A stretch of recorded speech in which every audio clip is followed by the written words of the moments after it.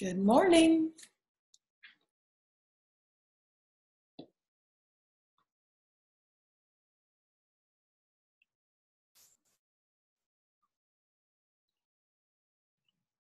We're getting ready to start our daily Bible study. We're reading in the book of Job, chapters 8 through 11 today. It's a long reading today. And the book of Job challenges me every single time. Today's no exception. So today we're reading about the back and forth between Job and his friends. Remember that God allowed Satan to attack Job, and first he attacked his material possessions, then he took his kids from him, and all of his children were killed, and then he allowed Job to be attacked physically, and he's in physical pain, just horrible pain, and has been for a while. In fact, in earlier days, as we read, they sat with Job. His friends came to comfort him, and they sat with him for a week before they spoke. And I'll just tell you, that'll preach. In fact, that preaches about even what this says to me today. Because you know what? We have the best of intentions. And when you know the word, and when you start following this word every single day, and when you start allowing God to speak to you through this word every single day, you can't help but understand how powerful words are. For crying out loud, the whole universe, the whole world, the whole creation was created by God's words. He could have picked any number of ways. He could have had a magic wand. He could have had a magic potion. He could have chosen anything, any way. He could have even used his thoughts to create creation. But God chose his words. And then in Proverbs 18:21, he tells us death and life are in the power of our words. He tells us that we have creation abilities within us. And the most powerful way we utilize those creation abilities is through our words. Our words are so powerful. And so his friends, Job's friends, came and sat with him, and their purpose was to comfort him. He's very, very, very ill. Now, you remember what God said about Job when we first started this, that he's the most righteous man on the earth, that he's righteous and upright. I mean, God said incredible things about Job. In fact, he held him up to Satan as the most righteous in all the land. So he was a good man, and he was a wealthy man. He was a prosperous man, and his friends came to comfort him. And yet what we're reading in chapters 8, 9, 10, and 11 is anything but comfort. I mean, it just once again is a reminder to me to be careful about my words. We have good intentions. Their intentions were good. But then we let our mouth overload ourselves, or at least I do. I mean, I can only speak for me. The very, very thing that is probably the greatest gift God gave me is my ability to communicate. He gave me a love for people. He's given me words and the ability to speak in a way that is a gift. It's a gift from God. And yet I use that gift for other than good too often. And we have to be so careful on what we say. We have to be so careful. You know, the book of James tells us that the tongue is like a rudder on a ship. Just this small little organ steers the course of our entire life. And so I read in Job, and every time I read in Job, I'm reminded, what are the words of my mouth speaking? You know, in today's culture in America, you are recognized if you've got sarcasm. You're recognized if you've got a cutting humor, if you are good at comebacks, if you're good at cut downs, sarcasm is such a way of life in America. You get recognized for it. But I'll tell you, in the last couple of years, I facilitate a personality tool that I've been trained in through my psychology degree that teaches us about our personalities and the way God created us. And one of the things I teach about a lot is the difference in true extroversion and introversion. It's really where we get our energy from, but along with that, it's our communication style. An extrovert will have a thought come into their head and it comes out their mouth because they process out loud. They process their thoughts externally. And where an introvert takes in the information, the thought comes and they're still, they reflect, they pause, they process, and then they speak. After the processing is done, they speak. Extroverts process as they speak. And so again, God created me an extrovert. He created me to process my thoughts out loud. He didn't make a mistake when he made me.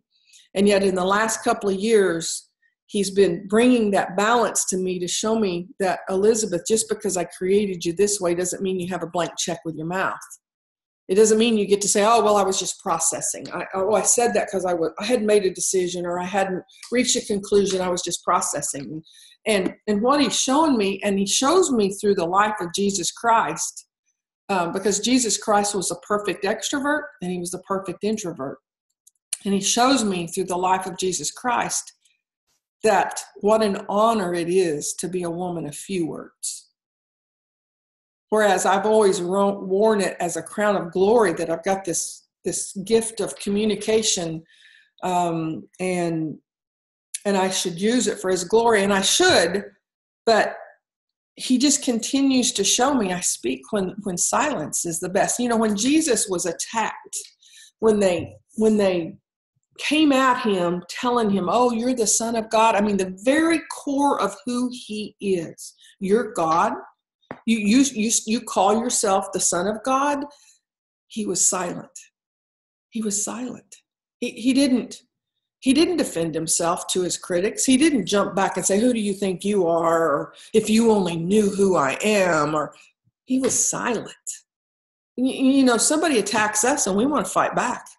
Again, this cut down environment we live in, and I can one up you with my words, and how much different would the story of Job be if his friends had just continued to be in silence and they just continued to love him in silence? Yes, Job was hurting. He was in severe pain. He wanted to die. His pain was so great that he cursed the day he was born, which, by the way, are the words that Job was speaking. Just saying. There's this. Job was such a deep, deep, deep book. There's so much richness in the book of Job. But what would the book of Job look like today if his friends had come and had sat in silence and just let their presence speak their love to Job, their comfort for Job? I'm just telling you that for me, every single time I read this, God is showing me more and more and more how I'm out of order with the words I speak. Even good words, even what I would perceive as goodness coming out of my mouth, if it's not spirit-led, it's not ordained to be spoken. Let the words of my mouth and the meditations of my heart be pleasing to you, O Lord. That's what I'm reminded of when I read about Job. And it was a long, long reading today of them going back and forth. And then we're in 1 Corinthians 15. Paul continues to write his letter to the church of Corinth. They were having major struggles in that church. Lots of ungodly things was happening inside the church, and he was trying to help them. They were arguing about whether or not there would ever be a resurrection or not. And Paul's coming back in today's reading in chapter 15, and he's answering them. Just a few things I highlighted today. I love the teachings of Paul and how Paul teaches us to bring God into our everyday life. It's, I think I spent a lot of time as a believer, as a disciple of Christ, just thinking he's up on the throne, and he is. God is on the throne, and Jesus is at his right hand, and that's the physical place. The spiritual place for both of them is in my heart through the Holy Spirit. They live with me. They live in me. They never leave me. But I didn't know about the things of the Spirit early on in my walk with the Lord, and so I continually kept this visual picture in my brain of God Almighty on the throne, and my coming to Him was a thing of trepidation and fear and trembling. And that's a little bit of what Paul mentions in verse 9, for I am the least of the apostles, unworthy to be called an apostle, because I persecuted the church of God.